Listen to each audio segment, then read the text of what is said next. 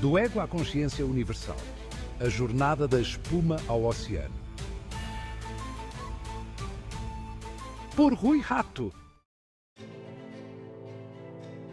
Imagine uma onda borbulhante no vasto oceano, coberta de finas camadas de espuma que dançam ao sol. Cada bolha parece possuir uma identidade própria, um pequeno universo em que a água se eleva e se transforma em algo momentaneamente distinto. No entanto, a espuma não possui existência independente.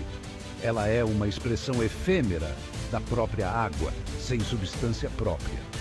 Surge com o movimento das ondas, permanece por um breve instante e, inevitavelmente, se dissolve, retornando ao oceano que sempre foi a sua origem. Essa espuma é como o ego humano, o senso ilusório de um eu separado que surge na vastidão da consciência universal, o Brahman. Como a espuma, o ego é uma manifestação temporária e fragmentada da realidade maior, uma forma nascida do oceano da existência e que, no entanto, acredita ser autônoma. Esse jogo de ilusões e identidades temporárias é o que a tradição védica chama de Maya, o véu que encobre a visão da unidade essencial, fazendo com que o ser sinta-se uma pequena onda à parte, esquecendo-se da sua verdadeira natureza oceânica. E neste véu de ilusão, o ego assume diversas formas. Se a pessoa é rica ou pobre, bonita ou feia, inteligente ou ignorante, isso não passa de espuma. Se alguém se orgulha da sua aparência ou se sente diminuído pela sua falta de beleza, está se identificando com a espuma que, embora flutue momentaneamente sobre a água, não possui permanência. Se alguém se vangloria da sua inteligência ou se sente inferior pela sua falta de conhecimento, também está preso à espuma, acreditando que é algo separado da totalidade. E, se alguém se define pela sua classe social, as suas posses ou a sua condição, ainda está preso a essas identidades passageiras que, em última análise, são tão transitórias quanto as bolhas na superfície do oceano. Mas assim como a espuma se dissolve de volta na tranquilidade das águas, o ego, ao perceber a ilusão de separação, começa a se desintegrar, deixando que o eu verdadeiro desperte e reconheça a sua natureza ilimitada e indivisível. Quando isso acontece, o ser percebe que todas essas identidades externas, riqueza, aparência, inteligência, status, são apenas formas temporárias que surgem na superfície do oceano da consciência, apenas espuma.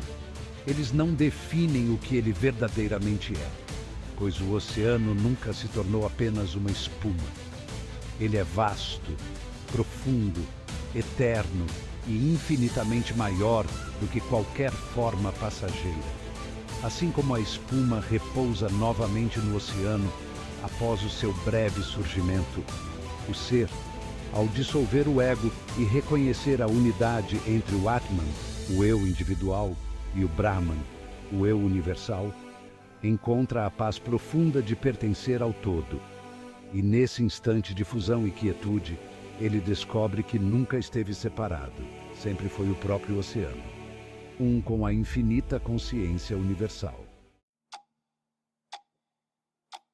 O verdadeiro ser não é definido pelas circunstâncias externas ou pelas identidades efêmeras que construímos ao longo da vida. Ele é o oceano, a consciência pura e indestrutível, que transcende todas as formas e dualidades. Ao perceber isso, o ser experimenta a liberdade do apego às ilusões, descansando na paz da unidade com o universo. A neve e a montanha.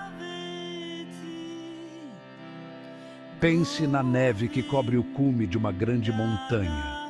Cada floco parece distinto, uma pequena criação única dançando ao vento, mas, ao cair sobre a montanha, ele se torna parte dela. À medida que o sol começa a aquecer, os flocos derretem, fundindo-se novamente no solo da montanha. A montanha nunca deixou de ser uma só. A neve era apenas uma extensão, uma expressão visível da sua essência. Assim é o Atman no Brahman. Cada indivíduo, ao reconhecer a sua verdadeira natureza, dissolve a ilusão de separação e percebe que sempre fez parte do vasto e eterno.